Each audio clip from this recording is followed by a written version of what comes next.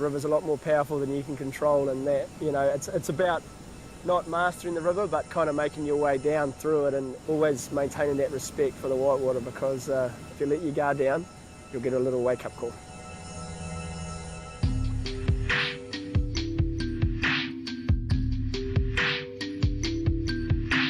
It's always good to come back to Hooker Falls. It's a rapid and waterfall that I'd always wanted to paddle as an aspiring young kayaker, and you know, it's a river and a rapid that has a lot of mana about it, and it's the closest we come to as kayakers of kayaking in the stadium, you know, because you've got people watching on the sidelines, cheering you, and it's almost like an arena feel there. And you know, I was hanging out in the sun and chilling and looking at the river, and it's kind of then in your preparation that you sort of start to feel, you know, a little bit of nervousness and trepidation. And I always like it when you like put your kayaking gear on and go into game mode, and you know, all of a sudden everything becomes a lot more relaxed.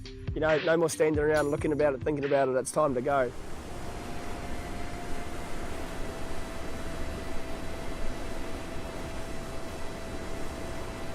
It's basically a 800 metre long gorge that's made up of about 4 different rapids. There's an entry drop where you drop in, and once you've dropped into that rapid, it's the entrance of the gorge, and you're committed to the rest of the run, and the only way out is to head downstream. You've then got a bit of a ferry to the left-hand side of the river above the weir, and that to me is probably the crux of the run. It doesn't look that visually spectacular, but it's probably the place where you're most likely to get tripped up, and it's the spot in this rapid where people have had the most mishaps and accidents. So bust out that, under the bridge, give a wave to the crowd, and then you drop into what's known as the pencil sharpener. And what you really appreciate when you're down in there is that it's a big, long, steep ramp into a big V-wave that's got some pretty funky currents out the back.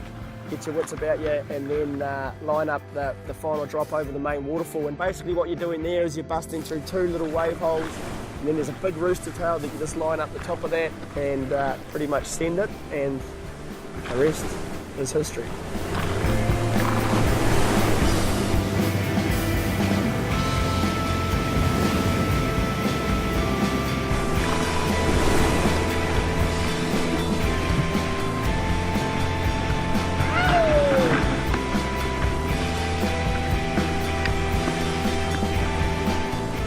Yeah, I mean, water, I guess, is the ultimate force of nature. It's always changing. It's super strong and powerful, and it does weird things. It's unpredictable. It always comes back to respecting the river, and I mean, you have scary moments, and that's inevitable when you're paddling hard whitewater, but the risks are worth it, because you get to see some amazing places and paddle some pretty amazing pieces of whitewater. And I mean, when you're doing that, what could be better?